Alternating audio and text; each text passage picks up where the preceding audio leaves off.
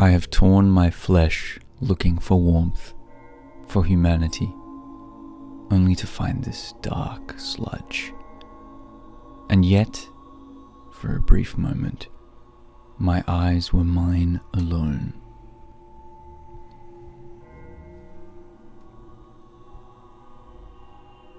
In the deepest part of the purgatory, a cloaked figure contemplates shattered shards of glass strewn across the floor.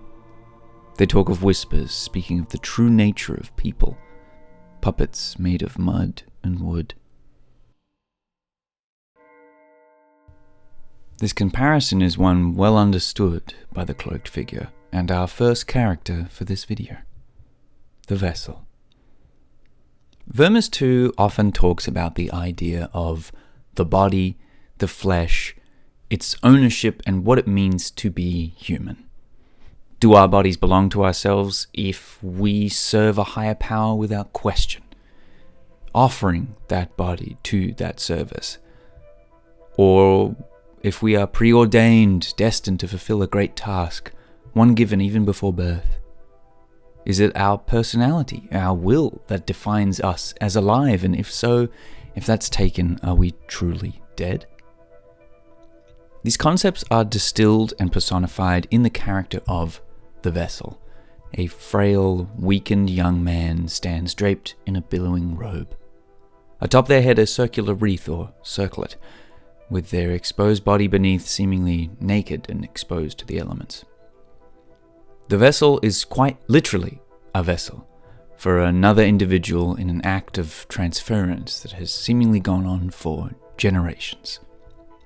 The augur was a man who consumed part of Marco's flesh, Marco the god oracle, and gained the gift of prophecy.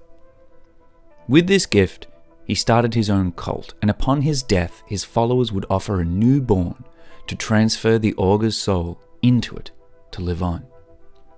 This soul transference would continue, with each vessel withering at the strain of carrying two dual souls.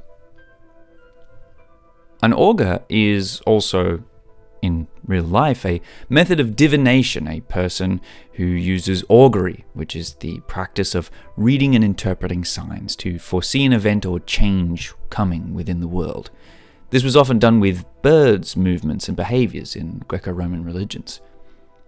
I find it interesting that upon consuming the flesh of Marco, they gained the gift of prophecy, but were also known as an augur prior to this gift. After this, they start a cult, which was probably built upon the predictions coming to pass that the augur divined and prophesied.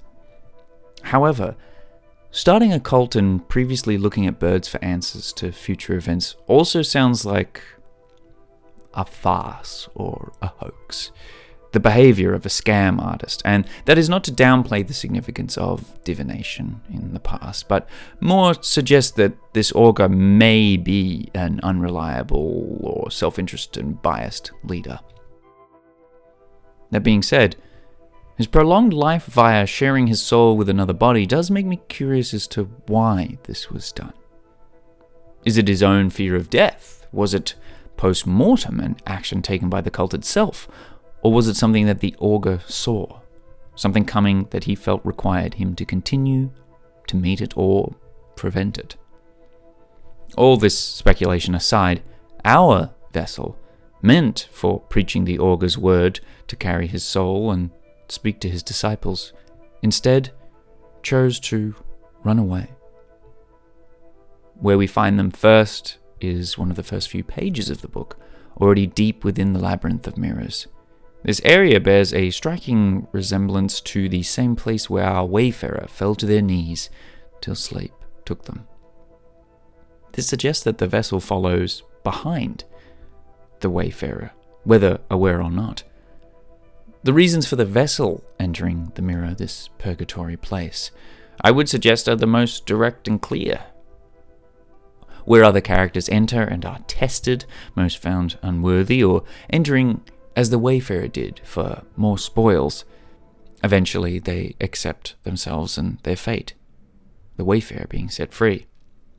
The vessel entering a world of mirrors is doing so, I think, solely to understand themselves, to reflect both literally and figuratively, to test their identity, themselves, and the augur within, their destiny.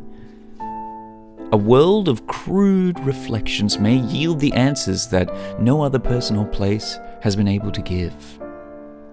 The vessel's time is short, but here, clawing gunk from within their body, they feel for a moment like themselves, a person apart from everything. Some parallels between them and the Wayfarer can also be drawn here, as they are both cursed in a way, despite being from opposing forces.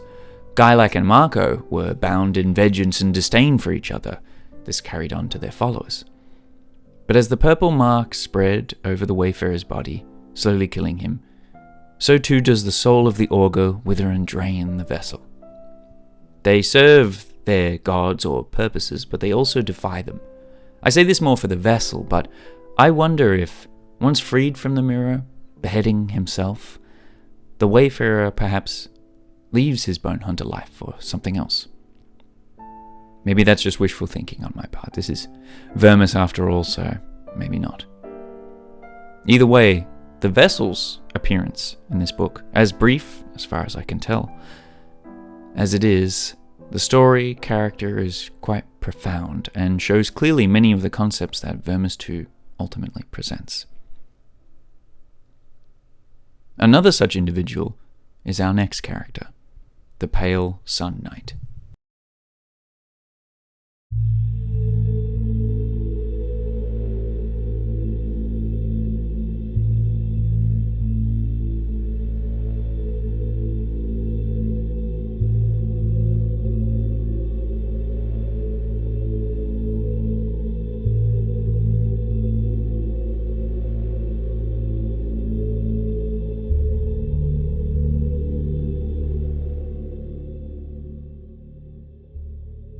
This armor-clad Templar of the undying sun serves the solar deacons and enacts their will and judgment with swift impunity.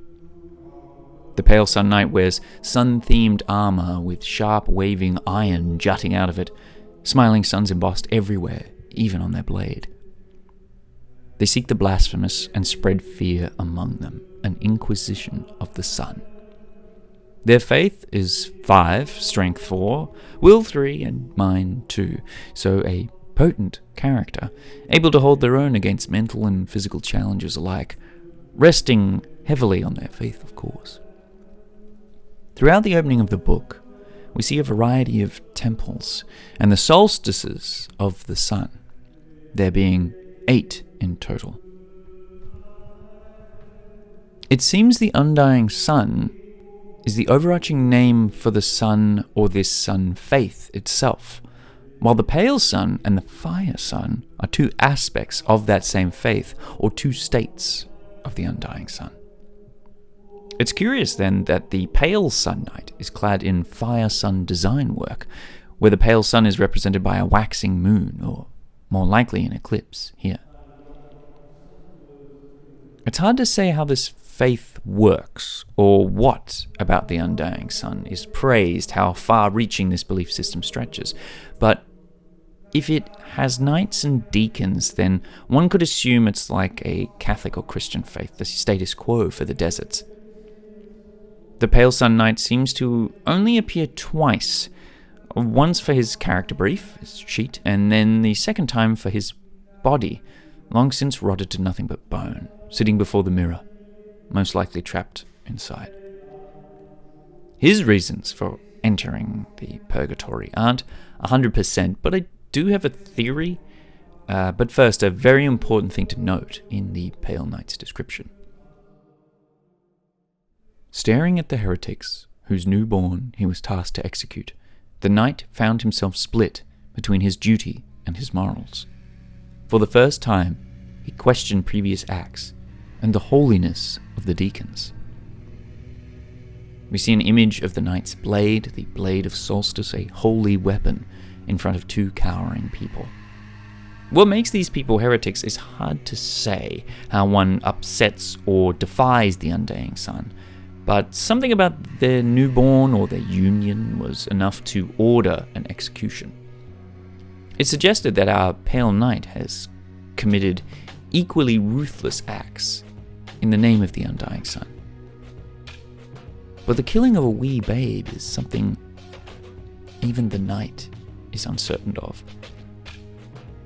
It is their appearance in the purgatory and this defiance of duty that brings me to my theory. Within the glass labyrinth dwells many creatures, with one such creature possibly being our newborn or a being of penance for the night. The cellar daughter, a monstrous being with multiple maws and spider-like appendages. They are shrouded in darkness, the antithesis of the sun, and mimic the cry of infants. Only the toll of bells can drive it away, and only a holy weapon can slay it. I wonder then if this newborn, being shielded by the two parents, was born mutated, altered, or cursed. And in the eyes of the church, this was irredeemable. The night lets the newborn live, and it becomes this creature. Or, perhaps, this creature is in fact the manifestation of the pale sun knight having completed the task prior, despite his doubts. This now haunting him. Mimicking a child's cry would also be ideal for something hunting a victim seeking to redeem himself. Regardless of which it may be, I feel there may be a connection here between the two. But what do you guys think? Is there something else I missed, or you think about the undying sun in this night, the pale sun night? Let me know in the comments below. Either way, I've been Haunted Picnic, and I'll see you all next time for I think the last VERMIS 2 vid. Damn. Anyway, I'll see you there.